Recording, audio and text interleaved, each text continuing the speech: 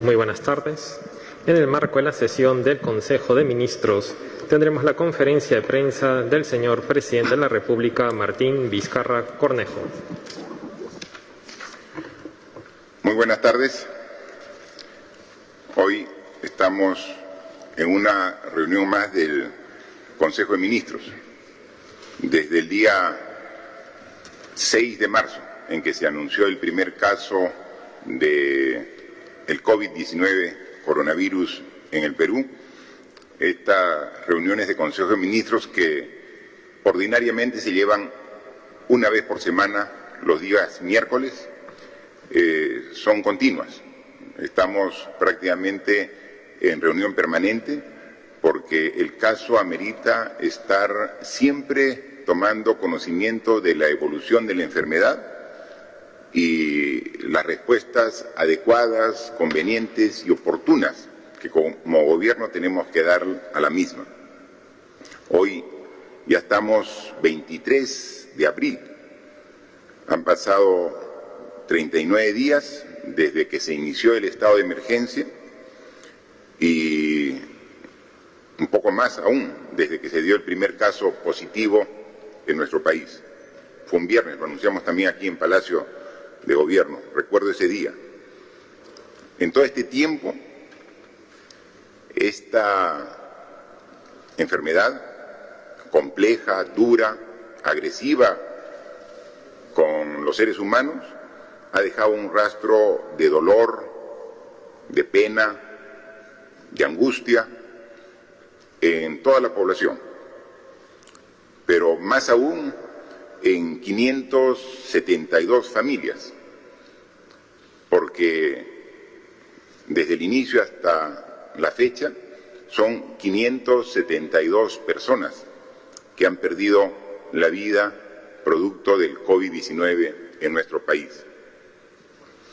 Pero esta enfermedad no solamente afecta a nuestro país, afecta a todo el mundo. Y el rastro de esta enfermedad ya nos da que más de 2,5 millones de personas en el mundo están en calidad de positivas, de contagiadas. Y a nivel global, más de 175,000 personas ya han fallecido. Son datos duros, son datos que nos llevan a una reflexión permanente.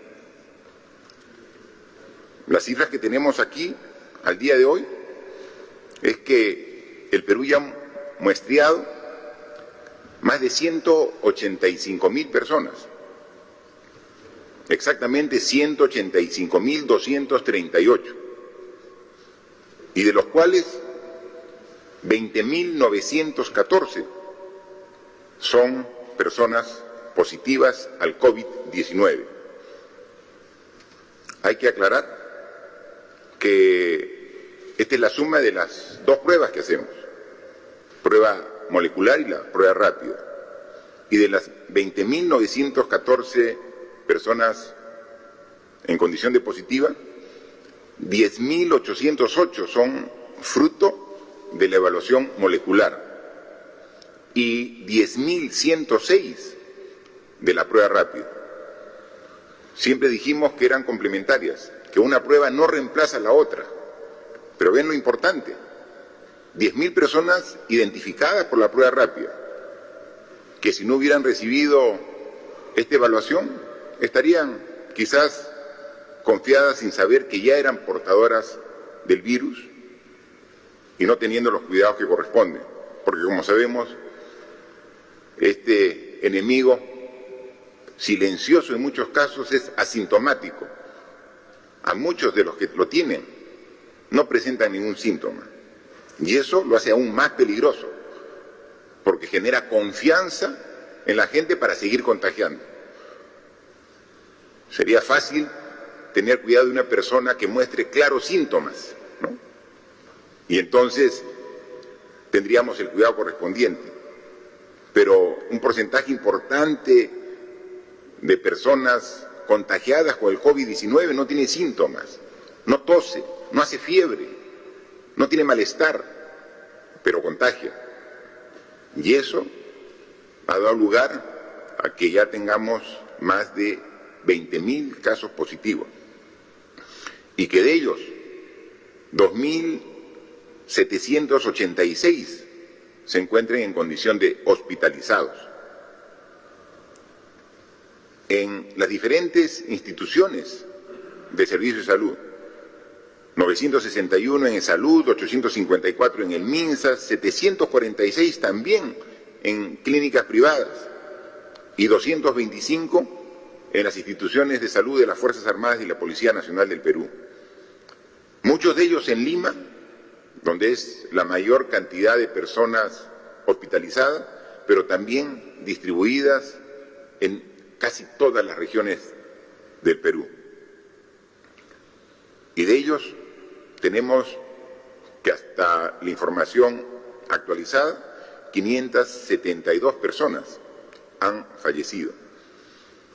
Esa que es una cifra dura, que duele y que una vez más damos las condolencias a los familiares de estas personas que han fallecido como consecuencia de este virus, pero también nos permite ver que la letalidad en nuestro país es del 2.74%. Es decir, del total de casos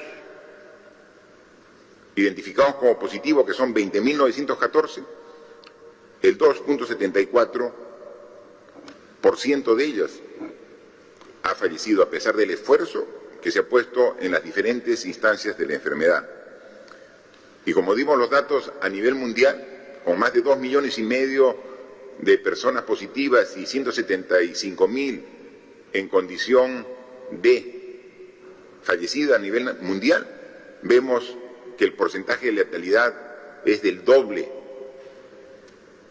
en el mundo que en el Perú, lo que muestra que estamos poniendo todo nuestro esfuerzo a pesar de lo duro de esta situación. Pero la curva sigue en su ascenso. No hemos llegado aún a la cumbre de esta curva en ascenso. Y entonces, de manera responsable, después de escuchar los informes y recomendaciones de los entes técnicos, después de conversar también aquí con todos los miembros del Consejo de Ministros, y siendo consciente de que esta enfermedad nos obliga a no bajar la guardia, también nos obliga a tomar decisiones siempre pensando en el bien del país. Y lo más importante del país es su gente, es la salud de los peruanos y peruanas, es la vida de su población. En consecuencia, la recomendación que una vez más acogemos pensando en lo mejor de los peruanos es extender el estado de emergencia por 2 semanas más. El estado de emergencia que iba a ser hasta este domingo se extiende hasta el domingo 12 de mayo inclusive. Son los esfuerzos, los sacrificios que tenemos que hacer todos para vencer esta enfermedad. Y solamente hay que tener en cuenta que las fechas que estamos dando para la culminación del estado de emergencia es para comenzar a reactivar y a reiniciar gradualmente las actividades que desarrollábamos antes del estado de emergencia. Pero ratifico una vez más, esta enfermedad nos obliga a cambiar nuestro estilo de vida, nuestras costumbres, nuestros hábitos. No es que la extensión del estado de emergencia solamente obliga a tener el cuidado en este periodo. Es algo que debemos tener muy claro todos los peruanos, que las reglas básicas, que son 3 las que hemos dado para evitar el contagio, tienen que respetarse por todos, inclusive mucho después que se levante el estado de emergencia. La higiene, el lavado de manos, el uso de la mascarilla cada vez que salgamos de nuestra vivienda y el distanciamiento de por lo menos 1 metro entre persona y persona cuando estamos en la calle, en el mercado, en la farmacia, en la tienda, en el banco. 1 metro de distancia. Eso debe ser ya una práctica habitual, permanente. Y como lo hemos dicho, por lo menos hasta que a principios del próximo año tengamos la vacuna que científicos de todo el mundo, con todo el esfuerzo, están elaborando. Es fundamental ello, es necesario.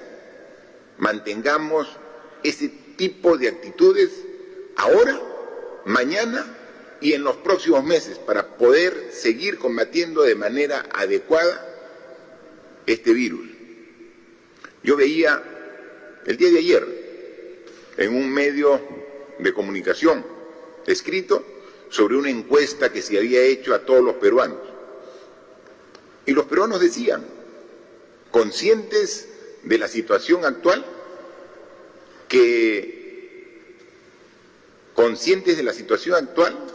decían todos los peruanos que iban a continuar con el respeto a las indicaciones que hacían. Casi 100% de la población dice que va a continuar con la higiene de lavado de manos.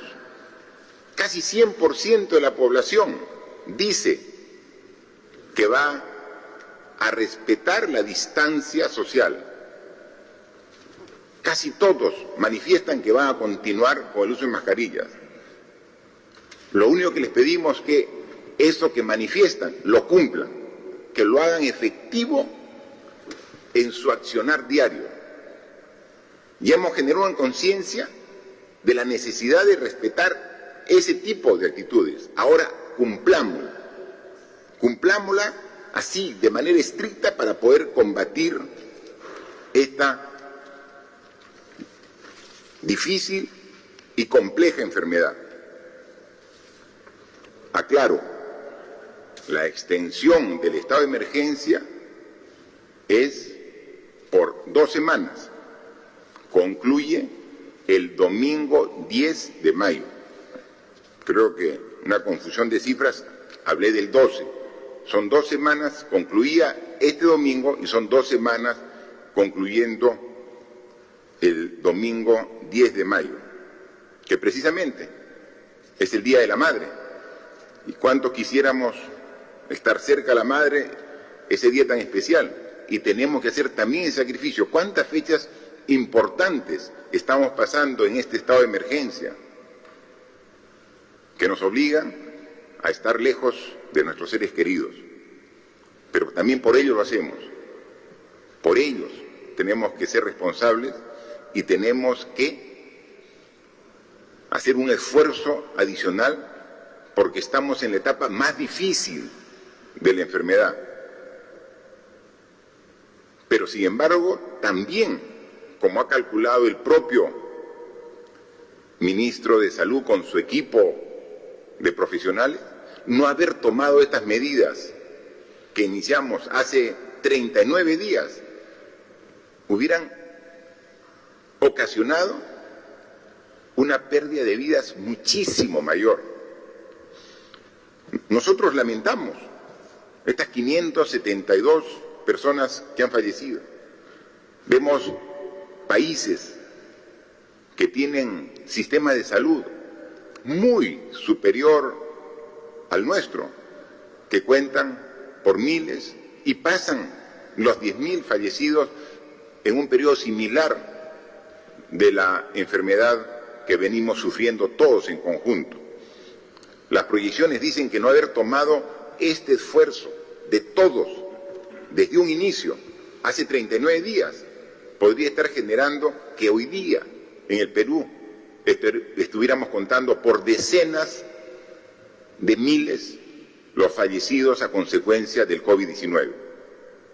Entonces, el esfuerzo bien vale la pena, pero tenemos que ratificarlo para poder realmente decir que hemos superado.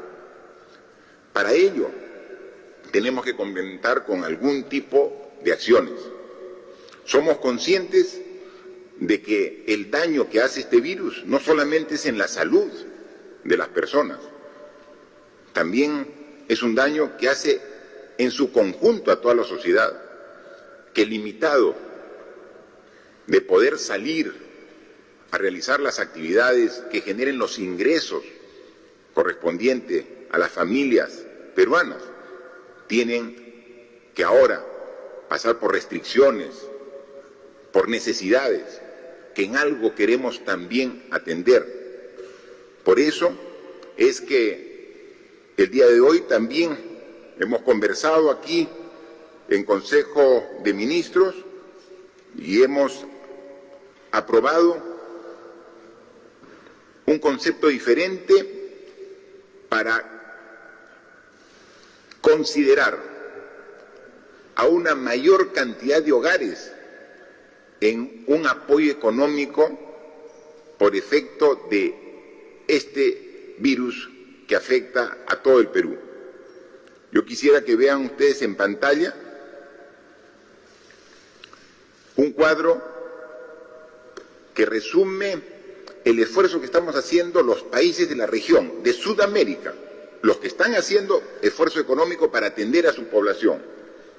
Nosotros, en función del análisis de la canasta básica de alimentos mínima que se requiere, una familia, un hogar, está calculada en 760 soles. Para poder comparar con otros países,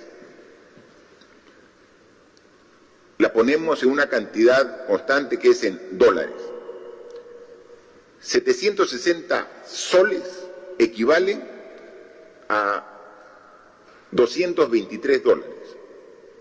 Ese es el apoyo económico que ya hemos venido dando a algunas familias, a algunos hogares, pero que somos conscientes que es insuficiente, que tenemos que llegar a los que realmente necesitan.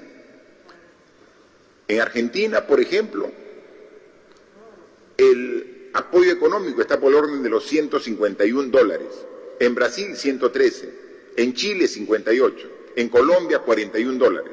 Es decir, de todos los países de la región, quien está haciendo el mayor esfuerzo para atender a la población que requiere ayuda de su gobierno en este momento difícil es el Perú. Pero ¿a cuántas familias debemos comprender para atender a los que requieren realmente? En el país tenemos alrededor de 32 millones de peruanos. Los 32 millones de peruanos, en función del censo de hogares, forman poco más de 9 millones de hogares. 32 millones de peruanos agrupados en 9 millones de hogares. Hemos hecho una evaluación de cuántos hogares a la fecha no tienen mayores problemas de carácter económico porque tienen un sueldo que se ha mantenido hasta la fecha, porque están trabajando seguro en estas actividades económicas, productivas, para el abastecimiento de alimentos. Estamos hablando, por ejemplo, de toda la cadena de agricultura, para que llegue a los mercados, para el expendio de alimentos en los centros comerciales y en los mercados propiamente dicho. Los que atienden todo el tema farmacéutico, todos los trabajadores que están ahorita en planilla y siguen trabajando, y ellos son los privilegiados en esta circunstancia en el sistema bancario, financiero. Cuando hemos hecho un análisis del total de hogares, del 100%, existe un 25% que ahorita tienen con tranquilidad la seguridad que tienen un sueldo a fin de mes. A ellos no hay que apoyarlos porque tienen su sueldo. Pero el otro 75% de hogares ahora ven esta situación de requerimiento de un apoyo para que podamos nosotros prestarlo. Esto constituye 6.800.000 hogares que no están ahorita en planilla y que muchos tenían trabajo independiente, muchos tenían trabajo informal y que ahora ven resentido su ingreso al hogar en esta etapa de estado de emergencia. En consecuencia, el análisis ahora lo hemos planteado de diferente manera. No buscar a las familias más vulnerables que menos tienen para ahí focalizarlos.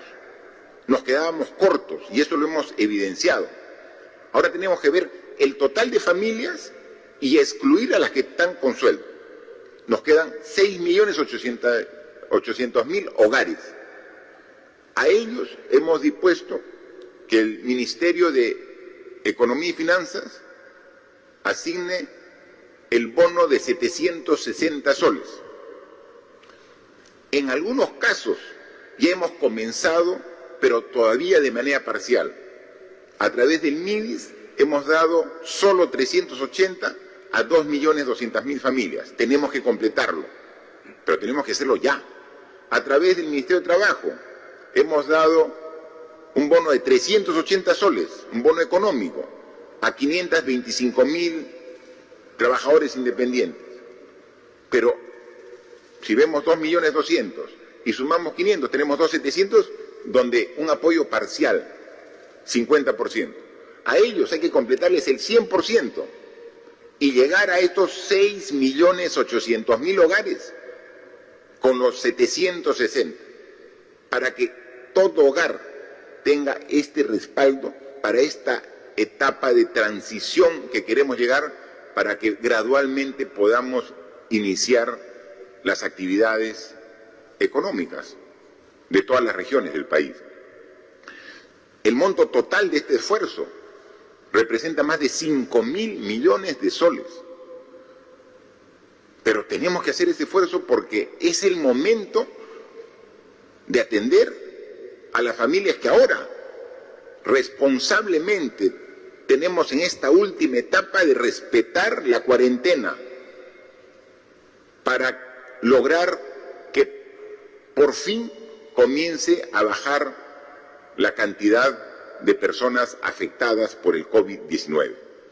Entonces, una vez más, este esfuerzo es una muestra de lo que dijimos al inicio, que no vamos a escatimar ningún tipo de esfuerzo para atender lo que demande el enfrentar esta terrible enfermedad, que juntos tenemos que hacerlo. Entonces, si ya nos hemos esforzado todo este tiempo, continuemos estas 2 semanas más, pero hagámoslo a conciencia, respetando estos criterios básicos. Al inicio se veía escepticismo, se decía que no, que era una exageración. Ahora cuando vemos los efectos en un porcentaje importante de la población, se dan cuenta que se tomaron las medidas adecuadas en el momento adecuado, porque el sistema de salud precario que tiene nuestro país, sin esas medidas, imagine cómo estaría. Y ahora seguimos viendo que cuando la demanda de pacientes para hospitales, para cuidados intensivos aumenta, tenemos que seguir aumentando. Y ese es el gran reto. Todos los días tenemos reunión con el ministro de Salud y su equipo para ver cómo se van haciendo los esfuerzos y las distribuciones internas para mejorar nuestra oferta de salud. Y así vamos a hacerlo. Adicionalmente, este esfuerzo en cuanto a este bono familiar de hogares de carácter universal, con la única exclusión de los hogares que tienen ingresos familiares por planilla, que están aseguradas, también tenemos que pensar ya en un proceso gradual a partir del mes de mayo de reinicio de actividades. Pero es un reinicio calculado, es un reinicio medido, es un reinicio que cuide el evitar un rebote de afectados por este virus. A través de un documento, el día de mañana vamos a formalizar una comisión para que evalúe la propuesta que hemos preparado aquí en Consejo de Ministros con los representantes de cada sector. Ya hemos hecho un plan para salir gradualmente por etapas del estado de emergencia, pero de una manera muy calculada. Eso queremos contrastarlo con un representante de los gobiernos regionales, porque, como siempre lo hemos dicho, Lima no es el Perú. Lima son 24 regiones más que también tienen su percepción y su apreciación de los diversos problemas. Un representante de los empresarios, un representante de la academia, de las universidades, un representante de los trabajadores, un representante también de los medios de comunicación, para dialogar, discutir y consensuar este proceso que como Ejecutivo estamos planteando para que a partir del lunes 4 de mayo se comience a hacer esta gradualidad de inicio muy controlado de las actividades. Hay actividades que, como hemos dicho, no las estamos planificando para este año, como por ejemplo el servicio educativo. El ministro haya hecho una propuesta muy interesante de educación en este año, de carácter remota, a distancia. Y para eso estamos también haciendo otro tipo de inversiones para garantizar el cierre de brechas y poder llegar a los estudiantes más alejados que tienen las menores condiciones de aprender en esta situación de educación a distancia. Entonces, lo que es educación, tenemos que ya hacer una programación, como lo ha hecho el propio Ministerio, para hasta fin de año. Entonces hay actividades. Hay otras actividades que ya deberían en la primera semana comenzar, la primera semana de mayo, comenzar gradualmente a desarrollarse. Un pedido constante y permanente de muchos hogares, pero también que hemos visto en un análisis comparado de lo que ya se permite en otros países, por ejemplo, el expendio, la venta de alimentos procesados, de comida, pero por delivery, ¿no? Entonces, eso es una de las actividades que podría realizarse, entre otras que el planteamiento lo va a hacer a través de esta comisión que sale mañana, la relación a través de la norma correspondiente. Porque, por ejemplo, esta enfermedad lo que nos obliga a no estar con gente aglomerada, con gente muy próxima. Los restaurantes precisamente tienen gente aglomerada.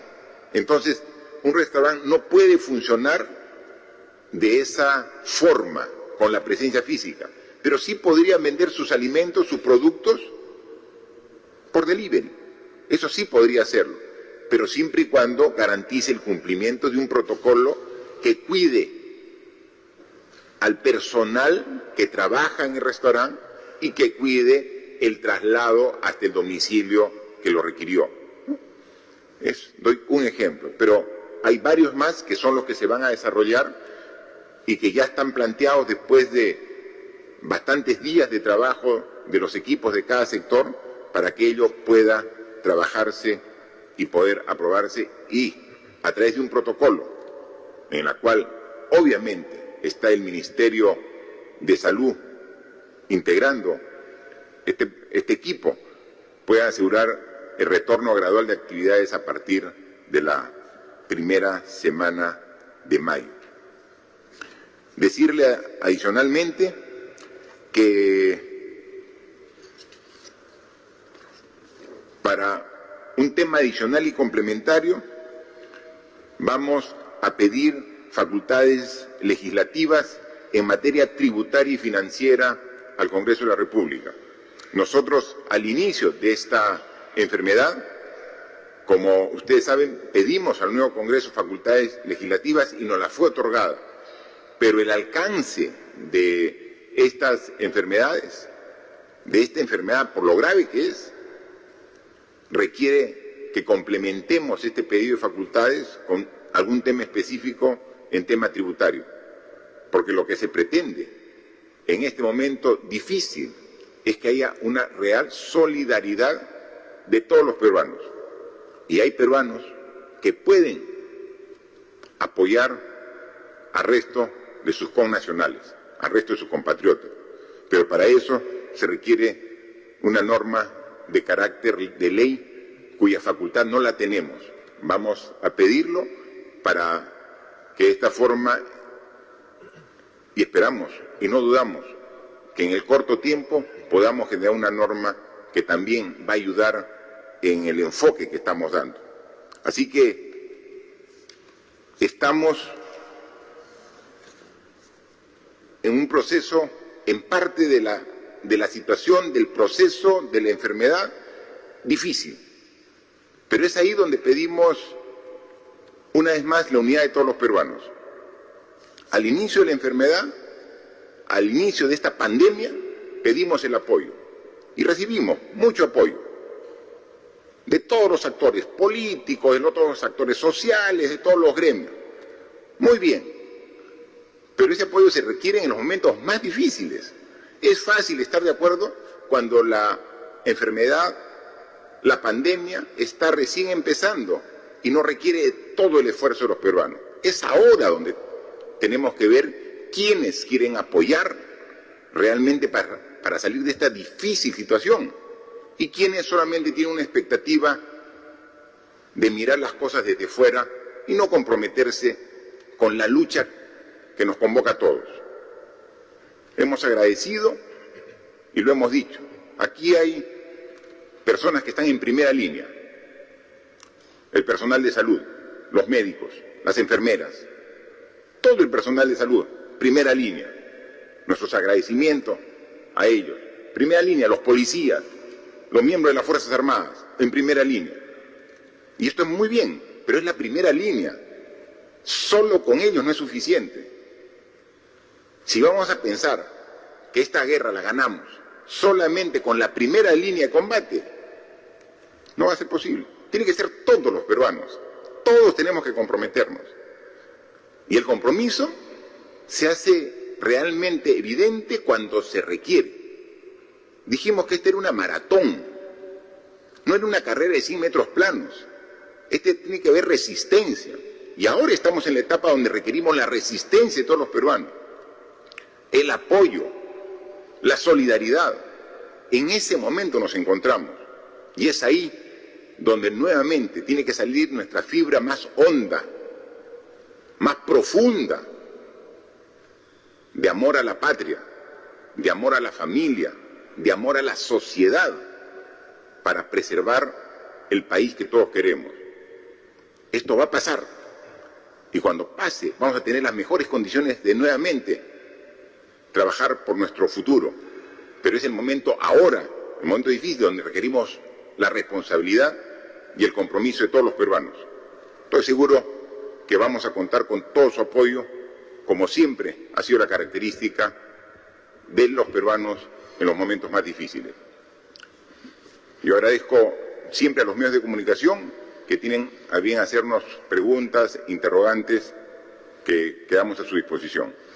Gracias, señor presidente. Iniciamos entonces la ronda de preguntas virtuales. La primera pregunta es del portal La Mula. La pregunta dice: peruanas y peruanos están en las calles de Lima y otras ciudades tratando de retornar a sus lugares de origen. Están agrupados en diversos espacios públicos y son proclives a contagiarse. ¿Qué medidas adicionales va a tomar el gobierno nacional ante su demanda? Por otro lado, en cuanto al distanciamiento social, ¿están considerando alguna norma que incentive el uso de bicicletas como alternativa al transporte público y de cara a la sostenibilidad que requiere el país? Bien, efectivamente, conforme va evolucionando la enfermedad, también socialmente se generan nuevas necesidades. Y una de las demandas que se ha dado la última semana es precisamente la situación que ha planteado el periodista. Por favor, Premier, a ver si puede responder los esfuerzos que hacemos al respecto. Gracias, presidente. Una regla elemental para contrarrestar el crecimiento del contagio de este virus es la inmovilización. Por eso las diversas medidas que hemos dado, y especialmente las prórrogas relacionadas a la inmovilización social obligatoria, está destinada en esa perspectiva.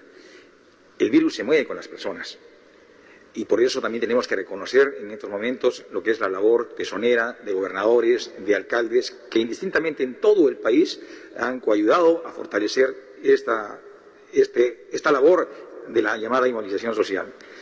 Nosotros somos exigentes con la prueba rápida y se nos propone como una garantía de evitar el contagio, pero acá también tenemos que detenernos un momento.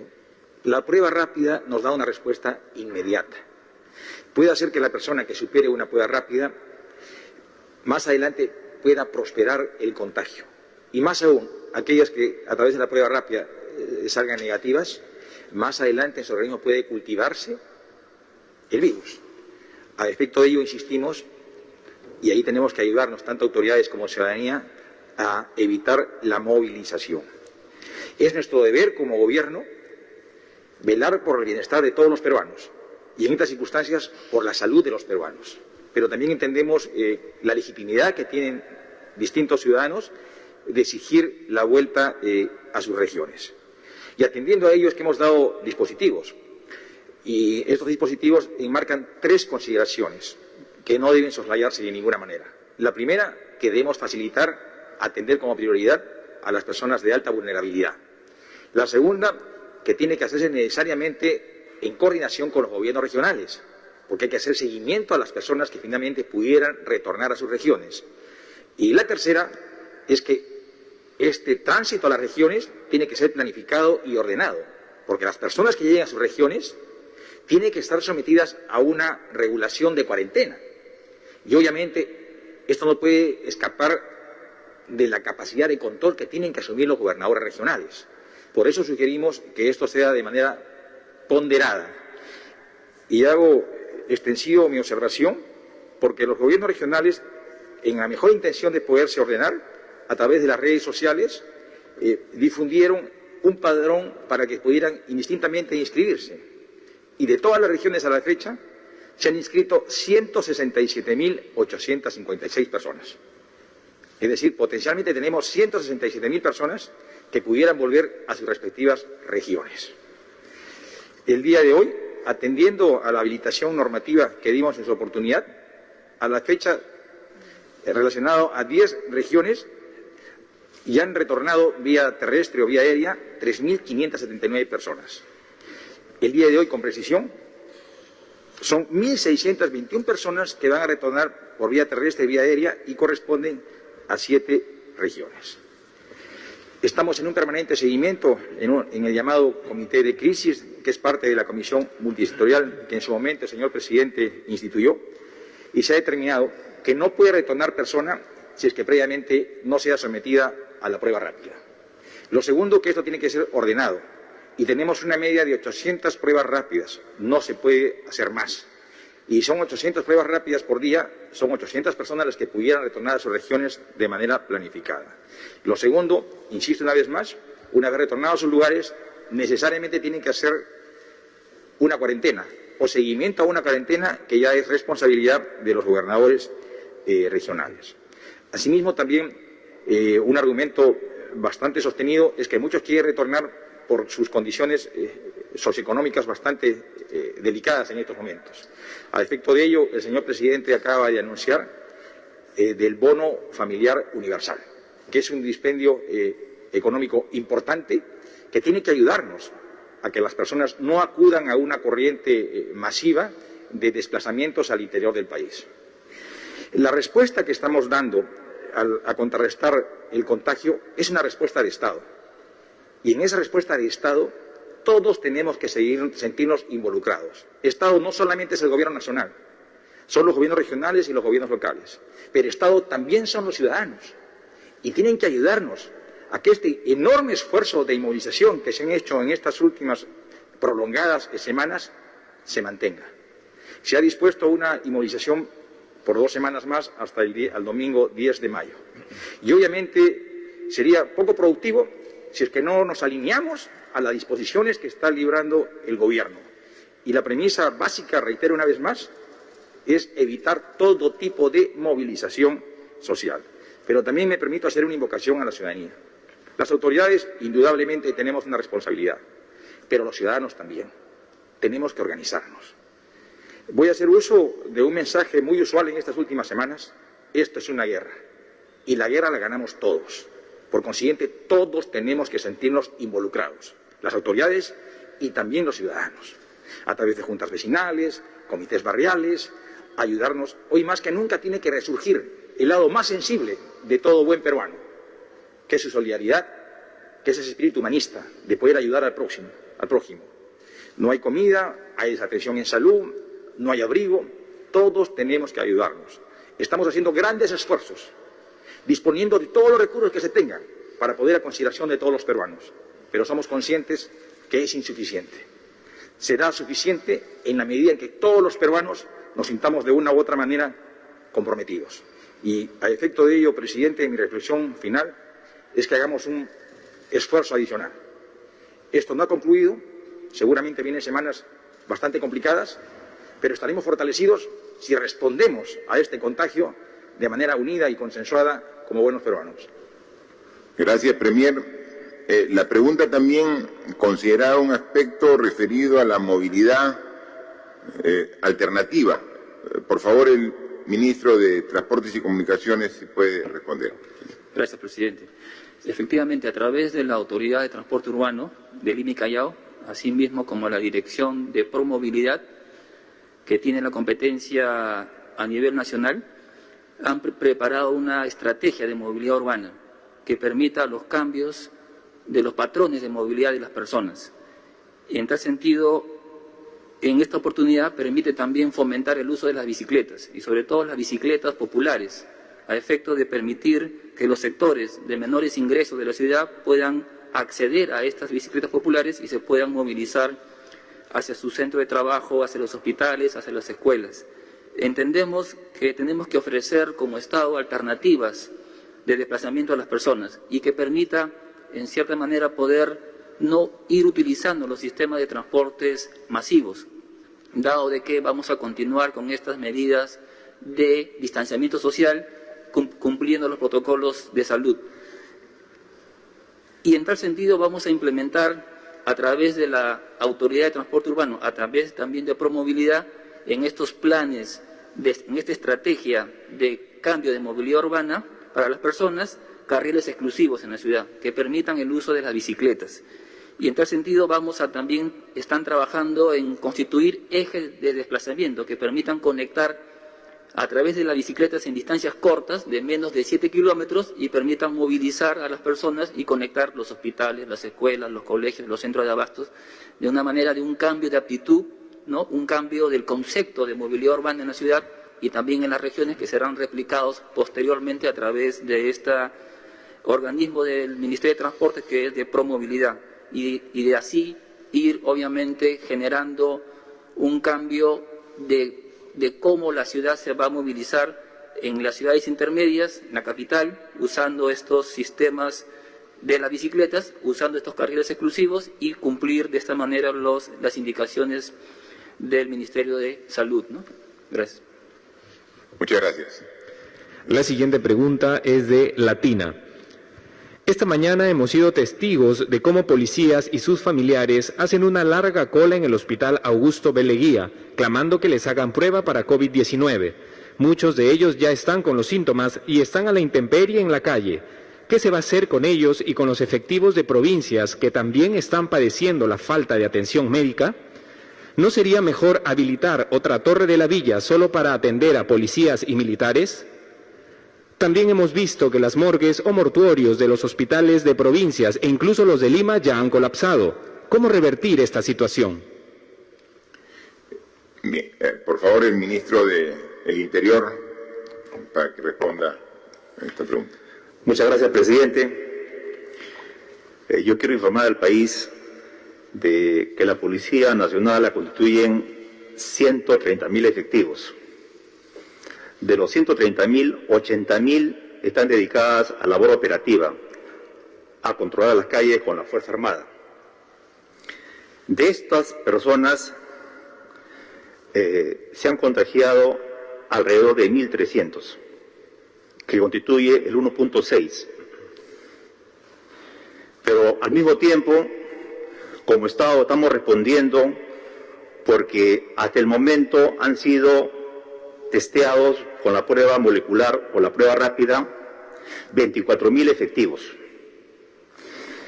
Desafortunadamente, el día de ayer se acabaron las pruebas, pero hoy hemos recibido una transferencia de 20.000 pruebas rápidas y se va a reiniciar este servicio a los policías en horas de la tarde y mañana se van a continuar con todas las comisarías y unidades de Lima y a nivel nacional también.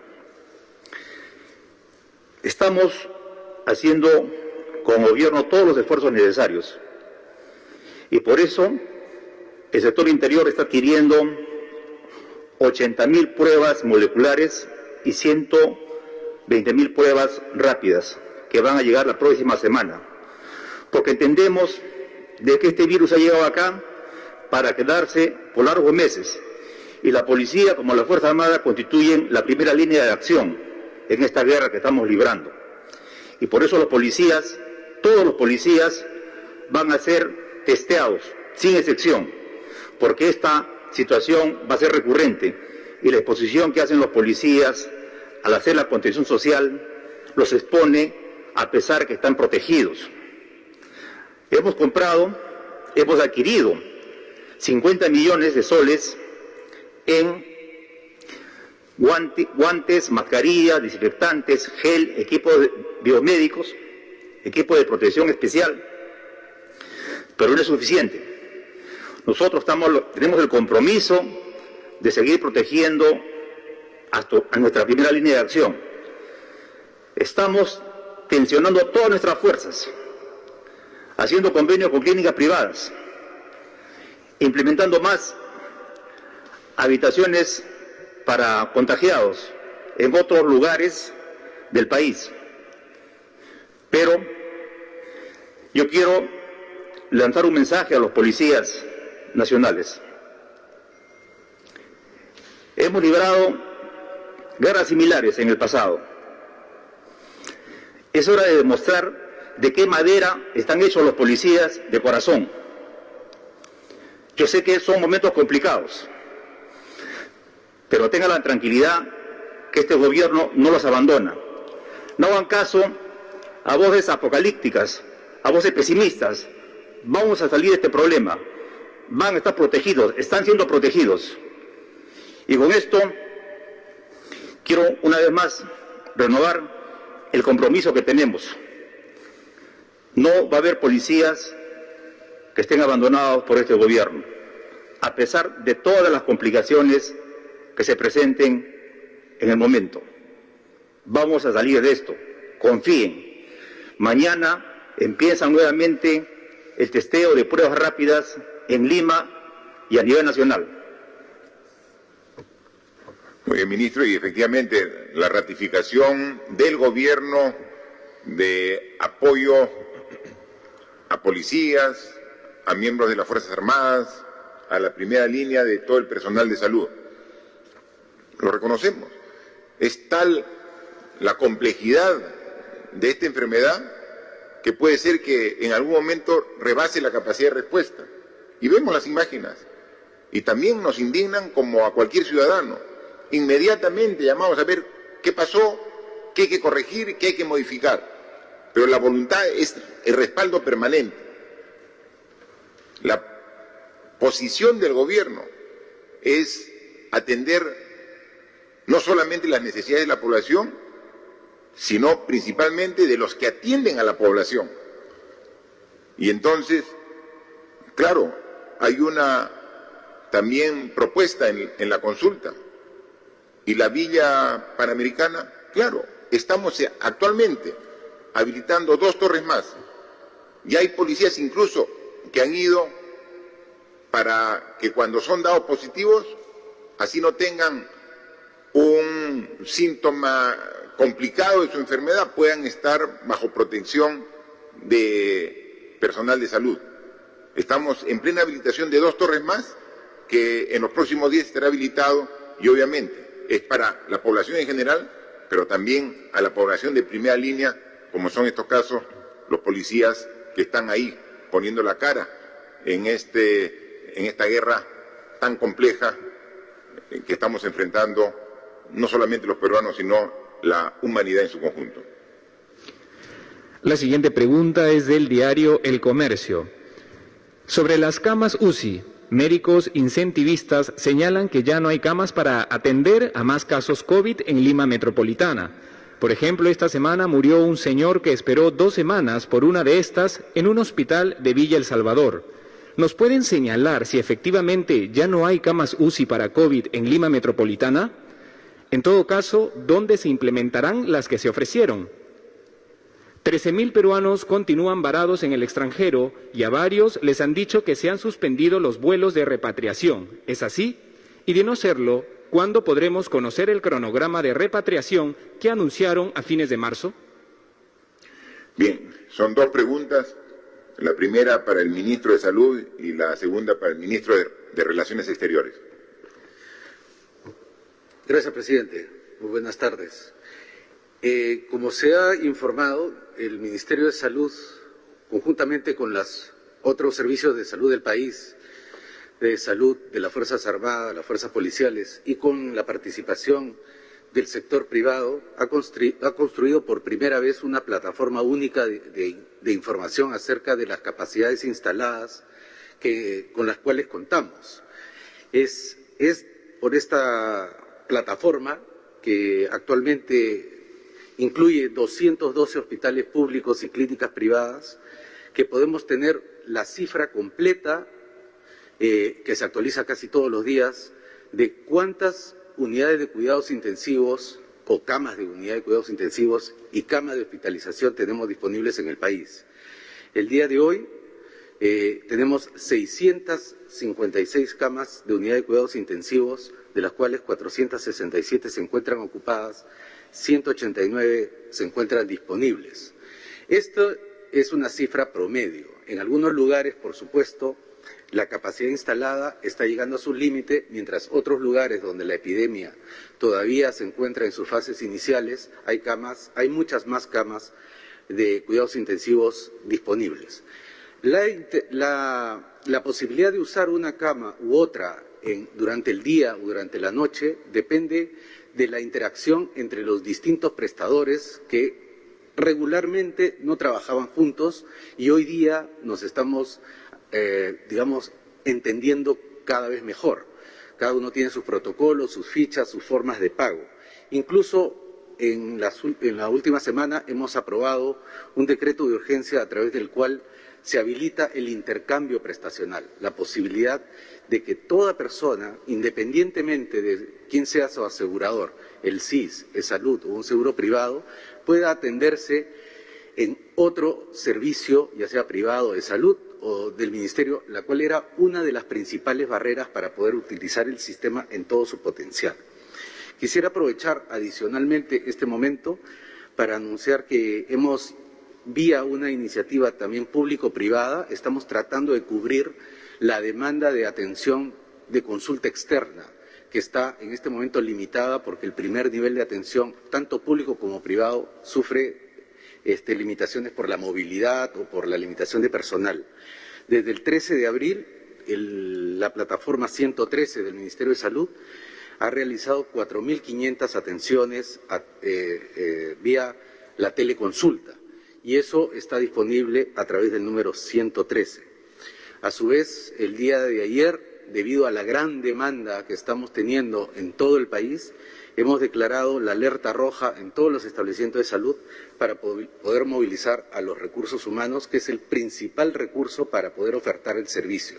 Anoche hemos tenido una muy fructífera reunión con el Colegio Médico del Perú, al cual le hemos informado en detalle, y ellos a su vez informarán a la sociedad, a las sociedades científicas, a la sociedad de los médicos y a la sociedad de los profesionales, cómo es que se construye la base de datos de tanto de las camas disponibles para hospitalización, para unidad de cuidados intensivos, la telemedicina y el relanzamiento de la actividad del primer nivel de atención, señor presidente. Gracias. Por favor, canciller. Sí, señor presidente. Desde el día 17 de marzo, en que se cerraron las fronteras y se suspendieron los vuelos comerciales, se han repatriado al Perú 12.000 compatriotas. Esto ha sido producto de un gran esfuerzo del gobierno de diversas instituciones y fundamentalmente aprovechando vuelos de Estado de países amigos que vinieron a repatriar a sus nacionales que estaban en nuestro país. En estos días ya prácticamente no existen estos vuelos de Estado porque ya se han repatriado la inmensa mayoría de turistas que estaban en el Perú, cerca de 30.000, con un gran esfuerzo también que ha involucrado diversas instituciones del país. Así que en esta nueva situación somos conscientes de que todavía hay compatriotas por repatriar y que en muchos casos están pasando situación difícil y a través de nuestros consulados y embajadas los estamos apoyando.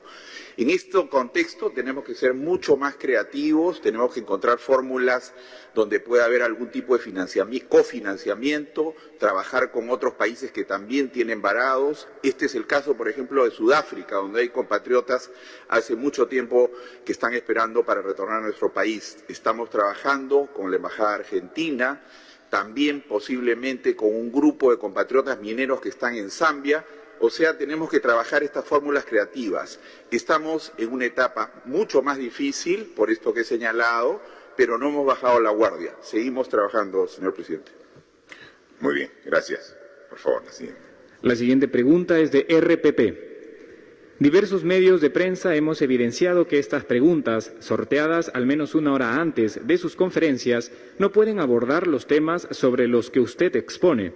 Comprendemos que el Gobierno hace todos los esfuerzos para transparentar su información, pero en la misma línea de claridad quisiéramos saber si han evaluado que las preguntas de la prensa puedan hacerse en vivo y no antes de cada conferencia. Bien. Si ustedes pueden siempre analizar y comparar la forma de relacionarse de presidentes de otros países en momentos tan difíciles como el que también ellos están sufriendo con la pandemia del COVID-19, podrán ver que no hay un presidente que con sus ministros haya estado tantas veces dando la cara, explicando la situación y adicionalmente recibiendo las preguntas de los medios de comunicación. Más o menos, haciendo un cálculo aproximado, hemos tenido más o menos 35 conferencias de este tipo desde que iniciamos hace 39 días el estado de emergencia. Y en esos 35 oportunidades hemos respondido más de 200 interrogantes de los medios de comunicación. Miren el esfuerzo que nos corresponde hacer para comunicar sobre todos los acontecimientos que se van sucediendo sobre el coronavirus. Y hemos dicho de que esta situación es excepcional, en consecuencia también obliga a tomar medidas excepcionales. Ustedes, los medios de comunicación, saben que no solamente aquí en Lima, sino en los innumerables viajes que he hecho al interior del país, siempre he estado frente a frente, cara a cara con los periodistas, en una relación franca, sincera, directa con todos los periodistas. Pero esto nos obliga precisamente a tomar medidas excepcionales mientras que dure esta enfermedad. Pero no queremos romper el vínculo con los medios de comunicación y por eso les pedimos, y es un sorteo totalmente transparente de los medios de comunicación que están inscritos en el portal del Palacio de Gobierno. Y entonces pueden participar, han visto, de manera plural y preguntar y respondemos o hacemos el esfuerzo de responder todas las preguntas que hacen. Y dicen, pero no podemos preguntar exactamente lo que hoy día se dijo. Pregunten mañana. O sea, si hacemos muy frecuentes este tipo de conferencias de prensa. Entonces, lo que quedó pendiente porque fue un anuncio el día de hoy, lo pueden preguntar al día siguiente. O si no, este tipo de presentación es complementada con entrevistas que tienen los ministros permanentemente en los diversos medios de comunicación. Y ellos llevan la voz de gobierno. O sea, el presidente y los ministros llevan la voz del gobierno, son voceros oficiales de gobierno. Cualquier tema, yo estoy seguro que tienen toda la amplitud y la voluntad de responder cualquier inquietud de la prensa. Así que este gobierno respeta la libertad de prensa, respeta a todos los medios de comunicación, incluso a los que critican y a los que son severos con el gobierno, igual lo respetamos y atendemos sus preguntas y con gusto lo respondemos cada una de ustedes cuando son canalizadas a través de este mecanismo. Gracias, señor presidente. Para culminar esta ronda tenemos la pregunta de la Asociación de Prensa Extranjera en el Perú. Presidente Vizcarra, la Comisión Económica para América Latina y el Caribe, CEPAL, dijo el martes que las economías de América Latina caerán este año un 5.3% golpeado por el coronavirus, incluido Perú con un retroceso de 4%. ¿Coincide con esta proyección para el caso peruano? En todo caso, ¿cuándo comenzaría a recuperarse el país o cómo ve la economía peruana en el 2021? Debido a la crisis por la pandemia, el gobierno considera, como han sugerido algunos políticos peruanos, implementar un impuesto solidario a los más ricos del país, donde según la revista Forbes, 6 grupos económicos acumulan casi 12.000 millones de dólares.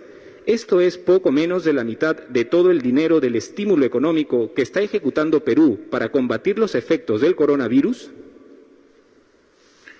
Muchas gracias por la interrogante. Están directamente dirigidas a la ministra de Economía y Finanzas. Gracias, presidente. Todas las instituciones que han proyectado cifras de crecimiento reconocen que hay mucha incertidumbre. Lo que podría hacer que difieran estas proyecciones tiene que ver con el impacto del paquete fiscal que hemos diseñado, que como hemos dicho varias veces es un paquete muy audaz.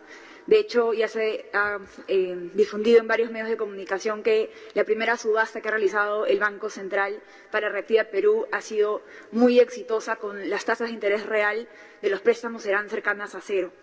Nosotros, como lo ha anunciado el presidente, estamos ya trabajando en un programa de reapertura gradual de la economía. Nos tenemos que acostumbrar a una nueva normalidad, donde va a ser importante que la economía vaya reanudándose de manera controlada, siguiendo una serie de protocolos y estándares sanitarios. Nosotros esperamos que la recuperación económica se inicie a partir del tercer y cuarto trimestre del año. Nosotros como gobierno nos hemos propuesto retornar al crecimiento potencial y vamos a dar todo nuestro esfuerzo en ese objetivo. Respecto a la pregunta tributaria, la historia de los impuestos demuestra que los impuestos son una medida idónea y eficaz en tiempos de crisis. En el marco de las facultades que ha anunciado el presidente, estamos evaluando medidas, pero como gobierno somos muy responsables con todo lo que plantearemos, siguiendo estándares internacionales, siguiendo además los parámetros de razonabilidad constitucional de los impuestos, todas las medidas inspiradas en el principio de solidaridad al que se refirió el presidente Vizcarra. Muchas gracias.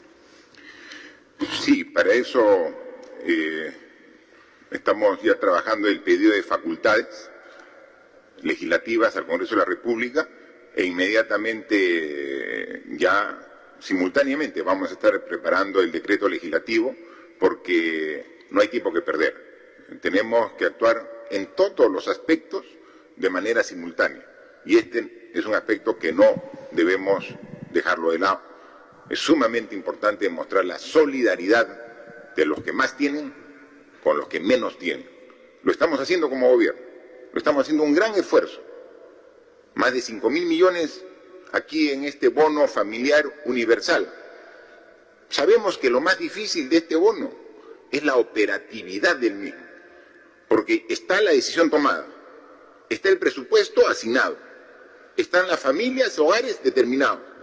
El problema es cómo físicamente le hacemos la transferencia, cuando más de la mitad de estos hogares no tiene ninguna cuenta, ninguna tarjeta bancaria, o sea, no tiene relación con ninguna entidad bancaria.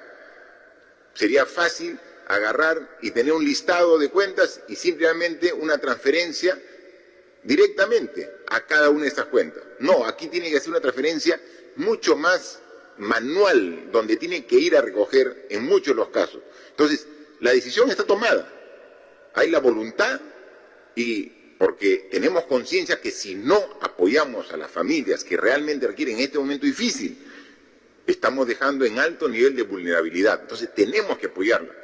Y vamos a ver todo el esfuerzo para ver el mecanismo más ágil para que en el transcurso de las próximas semanas podamos llegar.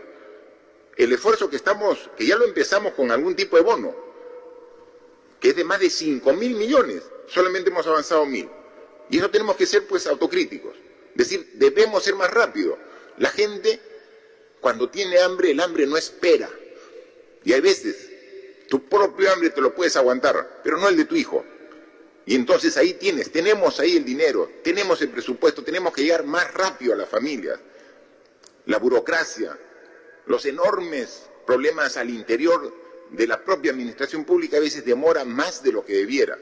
Ya está definido, ya está aprobado, ahora hay que operativizar. Y entonces, reconociendo que los procedimientos son lentos y que tenemos que mejorarlos y corregir, como hay que corregir muchas cosas más. Día a día vemos errores en nuestro accionar, porque claro, cuando las cosas están tranquilas, cuando están dentro de la normalidad, cometes errores, pero casi hay veces hasta pasan desapercibidos.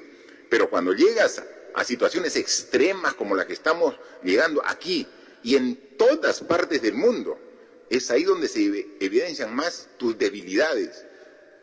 Pero esa debilidad o te hace correr o escapar o te hace parar fuerte y enfrentarla. Eso tenemos que hacer los peruanos. Vemos día a día las debilidades que salen a la luz de un sistema administrativo desfasado que necesita modernizarse y que necesita ser mucho más práctico. En el camino, en el proceso lo estamos corrigiendo, pero atendiendo las necesidades.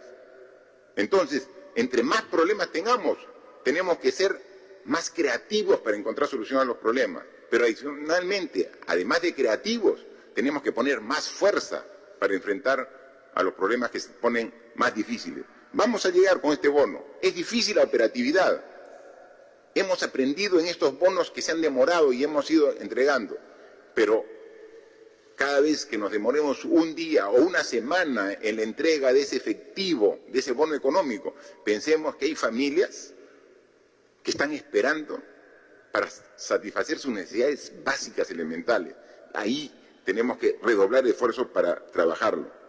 Otro tema que se ve, que estar 40 días en casa, en viviendas que últimamente son cada vez más estrechas, más pequeñas, genera un problema emocional no solo a los adultos, sino también a los jóvenes, a la niñez que está en la casa. Con justa razón el ministro de Educación ha pedido que, si bien las clases, la educación va a ser a distancia, para evitar de que se junten los niños en 30, 40 en un aula, también hay que buscar una forma para permitir que los niños salgan una vez al día a dar una vuelta si hay un parque cerca, o por lo menos dar una vuelta a la manzana de su lugar donde viven. Eso se está conversando con el ministro de Salud para que, sin poner en riesgo el contagio del niño y que luego lleve el contagio a la casa, tomando los cuidados correspondientes, hay que buscar un mecanismo, un procedimiento que lo está trabajando el Ministerio de Educación, el Ministerio de Salud, para ponerlo ya en práctica y a partir ya de la próxima semana, o si puede antes, lograr un mecanismo para que salga, que tome aire, que vea el ambiente, que es muy importante para la salud emocional también de todos los que están en casa. Hay mucho por hacer y todo eso uno lo va conociendo de las propias necesidades que se van presentando. Este tipo de necesidades no lo teníamos la primera semana o segunda semana, pero ya pues 40 días tenemos que dar planteamientos para esos casos, como para muchos casos más. Así que estamos aquí, al frente de esta situación tan compleja, sabiendo lo difícil que es enfrentar una enfermedad nueva en el mundo, que hace pocos meses no se tenía conocimiento de ello, que la ciencia hasta ahorita la sigue estudiando, sigue viendo qué hacer al respecto. Mientras que eso ocurre, nosotros tenemos que estar al frente, mejorando la capacidad de respuesta, corrigiendo las deficiencias, asumiendo errores en el proceso, pero siempre con la convicción de que vamos a salir adelante, que esta guerra, como muchas otras en el pasado, la vamos a ganar. Los peruanos vamos a salir adelante. Son momentos difíciles, sí, son momentos duros, sí, muy duros, pero tenemos que ser más fuertes que el problema para poder salir adelante. Lo vamos a hacer con la ayuda y con la unión de todos los peruanos. Muchas gracias. Señoras y señores, la conferencia de prensa ha concluido. Se agradece a los medios nacionales y extranjeros por las preguntas remitidas el día de hoy. A 9 millones Buenas tardes. de hogares vulnerables en el país. Adelante con más detalles, colega.